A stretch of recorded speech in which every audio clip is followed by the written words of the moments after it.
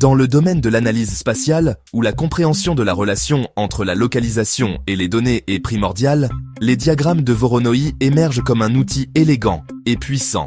Imaginez une carte parsemée de points d'intérêt, chacun représentant un magasin, un client ou toute entité géographiquement pertinente. Les diagrammes de Voronoi divisent cet espace en régions distinctes, chacune associée à un point spécifique, révélant des schémas et des perspectives cachées. Ces diagrammes, également connus sous le nom de polygones de Thiessen, offrent une perspective unique sur la proximité et l'influence, nous permettant de répondre à des questions telles que quelles zones sont les plus influencées par un magasin particulier ou quelle est la distribution optimale des ressources en fonction de l'emplacement des clients. En transformant des données brutes en polygones visuellement intuitifs, les diagrammes de Voronoi ont trouvé des applications dans une myriade de domaines, de l'urbanisme et de l'écologie aux télécommunications, et bien sûr, au géomarketing.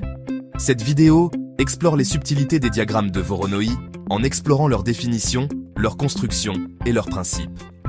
Nous allons entreprendre un voyage à travers leurs diverses applications dans le géomarketing en soulignant leurs forces et leurs limites. Enfin, un exemple concret illustrera leur utilisation pratique pour démêler les dynamiques du marché et prendre des décisions commerciales éclairées. Essentiellement, un diagramme de Voronoi est un pavage d'un plan en région basé sur la proximité d'un ensemble de points appelés germes ou générateurs.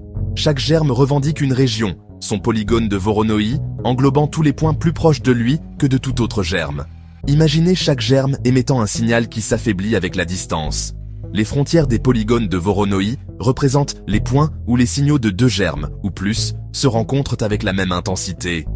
Formellement, étant donné un ensemble de n points distincts, P1, P2, Pn dans un plan, le diagramme de Voronoi 5K, P1, P2, Pn est une partition du plan en n régions, R1, R2, Rnn, où chaque région RI est associée à un point pi et définie comme RI. Is, plan dx, pi, dx, p. Pour tout, j, i, où dx, p représente la distance entre les points x et p. La construction d'un diagramme de Voronoi implique l'identification des frontières de chaque polygone de Voronoi. Ces frontières sont des segments de médiatrice entre des paires de germes. La médiatrice d'un segment de droite est une droite qui coupe le segment en son milieu et forme un angle droit avec lui. Pour déterminer l'équation de la médiatrice entre les germes P1, I, X1, X1 et P2, X-R, Ins2, Ig2, nous trouvons d'abord leur milieu M. M, X, X1 plus 2, 2, Ig1 plus Ig2, 2. La pente du segment de droite reliant P1 et P2 est M égale Ig2, Ig1, X2, X1. La pente de la médiatrice est l'opposé de l'inverse de M. M égale Ins1, M. En utilisant la forme point-pente d'une équation linéaire avec le point M et la pente M, l'équation de la médiatrice devient I isotin plus IO2, 2 iota 1 M, X, ISO1 plus ISO2, 2. Répétez ce processus pour toutes les paires de germes et identifier les intersections des droites résultantes génèrent les arêtes des polygones de Voronoi. À la base, les diagrammes de Voronoi incarnent le principe de proximité. Ils fournissent une représentation visuelle et mathématique du concept de voisin le plus proche, partitionnant l'espace en fonction de la distance la plus courte par rapport à un ensemble de points.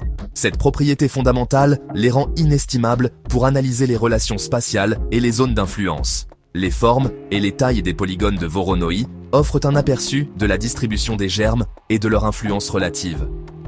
Les grands polygones indiquent les zones où un germe particulier exerce une influence dominante, tandis que les petits polygones suggèrent des zones de concurrence entre plusieurs germes. De plus, les bords des polygones de Voronoi représentent des points équidistants de deux germes, marquant les limites de leurs zones d'influence respectives. Comprendre le principe de proximité dans le contexte des diagrammes de Voronoi nous permet d'extraire des informations précieuses sur les modèles et les dépendances spatiales, éclairant la prise de décision dans divers domaines, y compris le géomarketing. Section 5. Application géomarketing. Les diagrammes de Voronoi en action. Le géomarketing, mariage de la géographie et du marketing, exploite les données de localisation pour optimiser les stratégies marketing. Les diagrammes de Voronoi, avec leur capacité à délimiter les zones d'influence, offrent un ensemble d'outils puissants pour les géomarketeurs. 1. L'analyse des zones de chalandise. Les diagrammes de Voronoi permettent de définir les zones de chalandise des magasins, restaurants ou autres points d'intérêt. Cela aide les entreprises à comprendre leur clientèle, à identifier les lacunes potentielles du marché et à adapter les campagnes marketing à des segments géographiques spécifiques. 2. La planification de l'emplacement. Lorsqu'il s'agit de décider où ouvrir un nouveau magasin ou étendre les services, les diagrammes de Voronoi peuvent identifier les zones sous-desservies à fort potentiel client. En analysant la taille et les données démographiques des polygones de Voronoi, les entreprises peuvent prendre des décisions fondées sur les données afin de maximiser la portée du marché. 3. L'analyse concurrentielle. Les diagrammes de Voronoi permettent aux entreprises de visualiser leur paysage concurrentiel. En superposant l'emplacement des concurrents sur un diagramme de Voronoi, les entreprises peuvent identifier les zones de chevauchement, évaluer les parts de marché et élaborer des stratégies pour se différencier. 4. La publicité ciblée.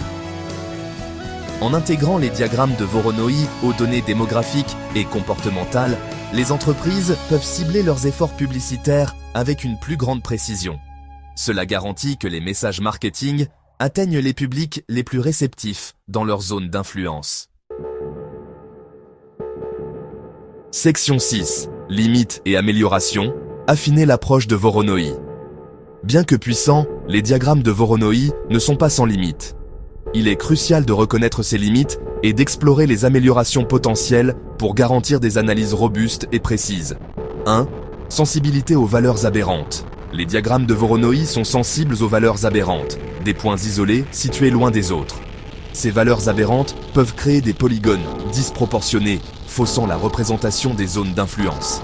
Le traitement des valeurs aberrantes par le nettoyage des données ou d'autres mesures de distance peut améliorer la précision de l'analyse. 2. Hypothèse de la distance euclidienne.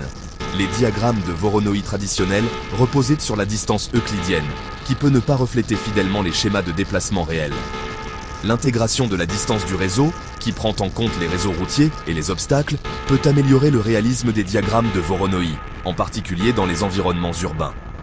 3. Représentation statique. Les diagrammes de Voronoi fournissent un instantané statique des relations spatiales. Cependant, le comportement des clients et la dynamique du marché évoluent constamment. L'intégration de données temporelles et la création de diagrammes de Voronoi dynamiques peuvent fournir une compréhension plus nuancée de l'évolution des schémas. 4. Absence de prise en compte de la demande. Bien que les diagrammes de Voronoi délimitent efficacement les zones d'influence, ils ne tiennent pas explicitement compte de la demande ou des préférences des clients. L'intégration des données de la demande par le biais de diagrammes de Voronoi pondérés, où la taille des polygones reflète à la fois la proximité et l'intensité de la demande, peut renforcer leur pertinence pour les décisions de géomarketing.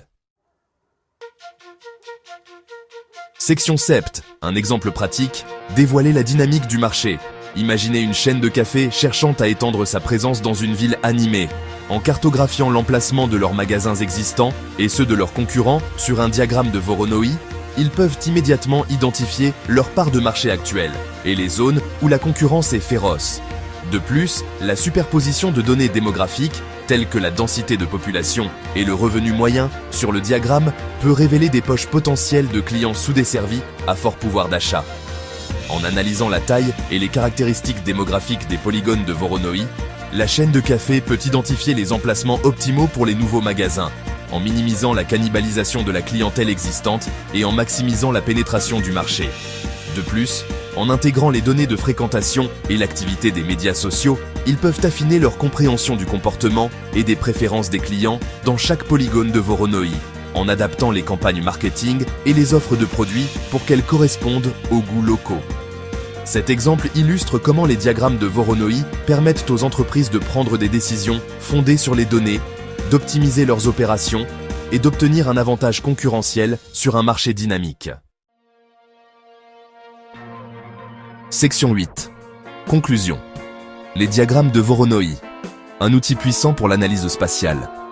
De la définition des territoires à l'optimisation de l'allocation des ressources, les diagrammes de Voronoi sont devenus un outil précieux pour comprendre les relations spatiales et extraire des informations significatives des données de localisation. Leur capacité à délimiter les zones d'influence en fonction de la proximité les rend particulièrement pertinents pour le géomarketing, permettant aux entreprises d'analyser la dynamique du marché, d'optimiser leurs opérations et de prendre des décisions éclairées pour obtenir un avantage concurrentiel.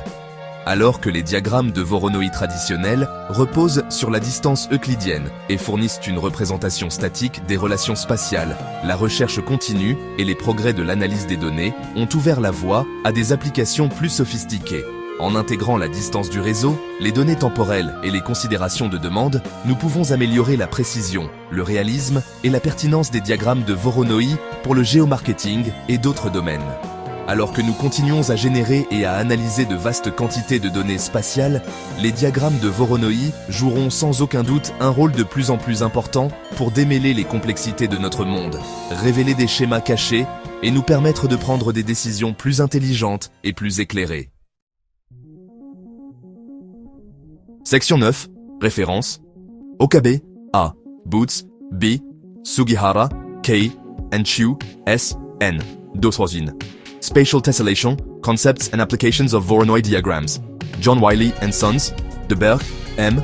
Keong, O. Van Creveld, M. and Overmars, M. 2008.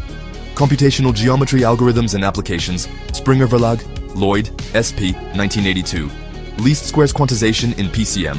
IEE, Transactions on Information Theory, 28 2. 129, L137.